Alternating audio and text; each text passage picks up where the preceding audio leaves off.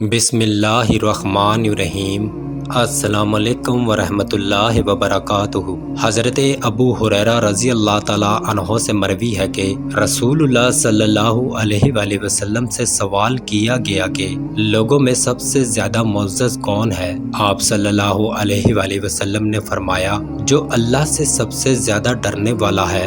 لوگوں نے کہا، ہم اس بارے میں سوال نہیں کر رہے۔ آپ صلی اللہ علیہ وآلہ وسلم نے فرمایا، تب لوگوں میں سب سے زیادہ معزز یوسف علیہ السلام اللہ کے نبی کے پوتے، نبی کے بیٹے اور ابراہیم خلیل اللہ کے پڑپوتے ہیں۔ لوگوں نے کہا، ہم اس بارے میں بھی آپ سے سوال نہیں کر رہے۔ آپ صلی اللہ علیہ وآلہ وسلم نے فرمایا، تب تم عرب کے سر چشمہ خیر کے بارے میں مجھ سے سوال کر رہے ہو۔ لوگ سر چشمہ خیر ہیں۔